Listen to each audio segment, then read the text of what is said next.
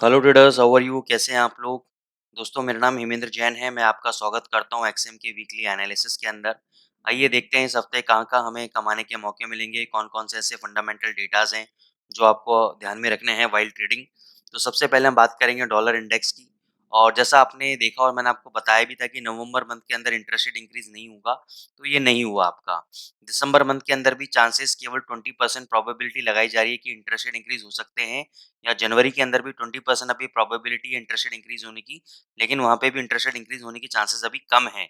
In fact ये बोला जा रहा है कि जो मार्च 2024 के अंदर हम 0.25 बेसिस के 2 कट कर सकते हैं, which is negative for the dollar. लेकिन उसके बावजूद भी अगर आप देखेंगे तो डॉलर इंडेक्स आपका ऊपर है, क्योंकि डॉलर इंडेक्स क्या है? डॉलर इंडेक्स अभी भी यही इसके इकोनॉमिस्ट बोल रहे हैं कि भई हमारी जो इकोनॉमी की कंडीशन है, हमारे जो काउंटर पार्ट्स हैं अदर, उनसे हमारी बेटर पोज़ीशन है। तो जिसकी वजह से डॉलर के अंदर एक बूस्ट लोगों को देखने को मिल रहा है, और उसी के कारण जो गवर्नमेंट के ट्रेज़री यील्ड्स हैं वो भी हायर साइड पे हैं, जिसके कारण डॉलर इंडेक्स की डिमांड बनी हुई है। लेकिन अगर मैं मीडियम टर्म की मैं बात करता हूँ, तो एक वीक सिनेरियो के अंदर है फंडामेंटल साइड से।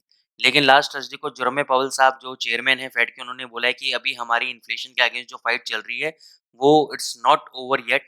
अभी भी हम लोग उसके फाइट में लगे हुए हैं और चांसेस कि हम कुछ इंटरेस्ट रेट बढ़ा दें, अब ऐसा उन्होंने बोला है। लेकिन जो इन्वेस्टर कम्युनिटी है, वो यानी जो सीएमई डेटा वगैरह हैं या बड़े-बड़े फंड मैनेजर्स हैं, वो लोग क्या बोल रहे हैं? वो लोग अभी यही बोल रहे हैं कि भई अभी इंटरेस्ट रेट नहीं बढ़ेगा। हम लोगों का एनालिसिस यही बोलता है कि अभी 20% प्रोबेबिलिटी है कि इंटरेस्ट रेट बढ़े, लेकिन नहीं बढ़ेगा अभी।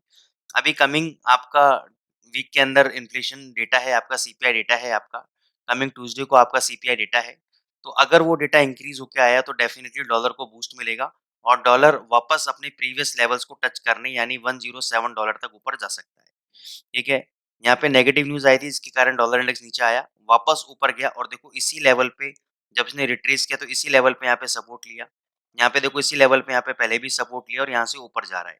दूसरी बात, यहाँ से एक वी शेप रिवर्सल रैली सी बनाता हुआ जा रहा है, तो which also signals the bullish pattern. अभी मेरे को लग रहा था कि ये जो करेक्टिव रैली है, डाउनफॉल है, इसके बाद एक करेक्टिव रैली यहाँ पे आएगी। मैंने आपको बोला भी था लास्ट वीक कि 105, 80 और 6 के बीच में आपको शॉर्ट करना है। तो वो शॉर्ट पोज़ीशन चल रही है। वो मैंने इस एक्सपेक्टेशन में बोला था कि यहाँ से हो सकता है कि दोबारा इस लो को तोड़ देगा और यहाँ पे करेक्टिव रैली। तो ये जो व्यू दिया था लास्ट वीक वो भी वैलिड है, और अभी जो बता रहा हूँ वो भी वैलिड है। ठीक है ना? कि जब तक 105.40 का लेवल ब्रेक नहीं होता है तो देयर इज़ चांसेस कि ऊपर 106.40, 680 तक आ सकता है। लेकिन इसका मतलब ये नहीं है कि बेयरिशनेस खत्म हो गई है। जब तक मैं ये वाला लेवल नहीं टूटेगा, प्रीवियस ये जो स्विंग हाई है बड़ा वाला जहाँ से रिजेक्शन मिला है इसको प्रीवियस रेजिस्टेंस से, तब तक कोई भी अगर बाउंस बैक आता है, रैली आती है, तो वो शॉर्ट करना चाहिए।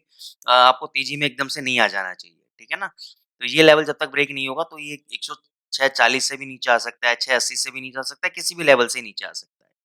अब हम बात करते हैं यूरो यूएसडी की। यूरो यूएसडी में आपका 700 एक बहुत इंपॉर्टेंट रेजिस्टेंस ज़ोन है। उसके बाद 750 आपका एक बहुत इंपॉर्टेंट लेवल है। जब तक ये लेवल ब्रेक नहीं करता, मैं आपको रिकमेंड करूँगा कि आप 671 अभी चल रहा है at the time of recording the analysis, आप इस लेवल पे शॉर्ट कर सकते हैं।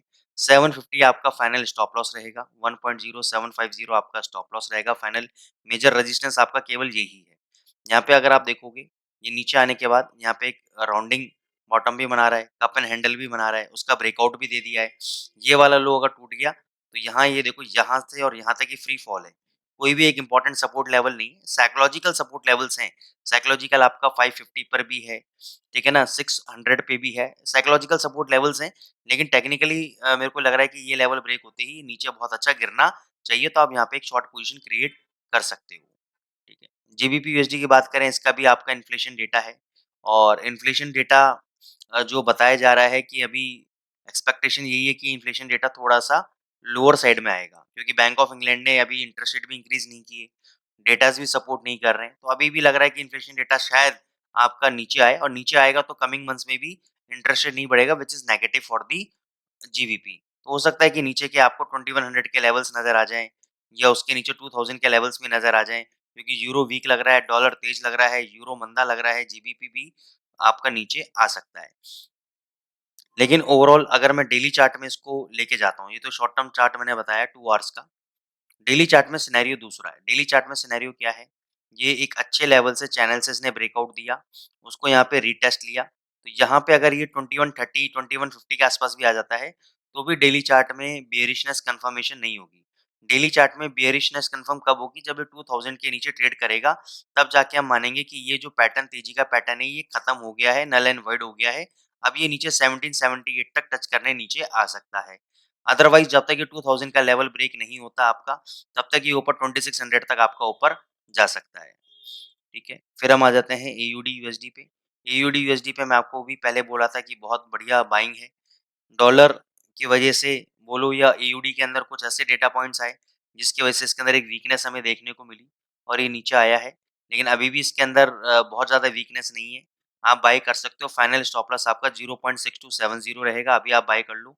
और टारगेट मैंने आपको पहले भी 6500 के दिए थे, अचीव हो गए, अभी भी 6500 और 6600 के दे रहा हूँ, ये भी अचीव हो सकते हैं। उसके बाद हम चलेंगे गोल्ड के ऊपर। गोल्ड थोड़ा-सा वीक लग रहा है मेरे को। 1925 का इमीडिएट बेसिस पे रेजिस्टेंस है, सॉरी सपोर्ट है। 1925 अगर ब्रेक होगा तो ये 1900 तक ईज़िली आ सकता है।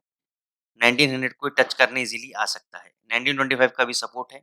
यहाँ पे एक हेड एंड शोल्डर पैटर्न बना है जिसका ब्रेकआउट इसने दिया है। तो 1925 का इमीडिएट बेसिस पे सपोर्ट है और 1910 एंड 1900 का इमीडिएट बेसिस पे उसके बाद नेक्स्ट सपोर्ट है। ऊपर के लेवल पे रेजिस्टेंस का 1960 पे है। जब तक ये 1960 ब्रेक नहीं होता, कोई भी राइज़ आता है आप शॉर्ट करके चलिए। पोजीशन बनाइए शॉर्ट की। ये नीचे 1925 को भी मेरे को लगता है ब्रेक करेगा और 1900 तक को टच करने नीचे आ सकता है गोल्ड। तो दोस्तों ये आपका मेजर करेंसी पेयर के जो-जो मेरे को लगे डेटाज़ हैं जिसके अंदर उसका मैंने एनालिसिस आपको बताया है। डिस्क्लेमर मैं आपको देना चाहता हूँ, यहाँ भी जो भी लेवल्स हमने दिए हैं एक सपोर्ट और रेजिस्टेंस के माध्यम से आपको दिए हैं, समझाने के माध्यम से दिए हैं।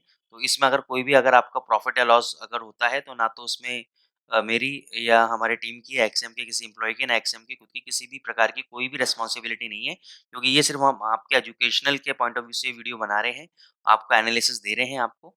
ताकि आपको ट्रेडिंग आपकी बेहतर हो पाए। तो दोस्तों चैनल को लाइक करें, सब्सक्राइब करें। Thank you so much.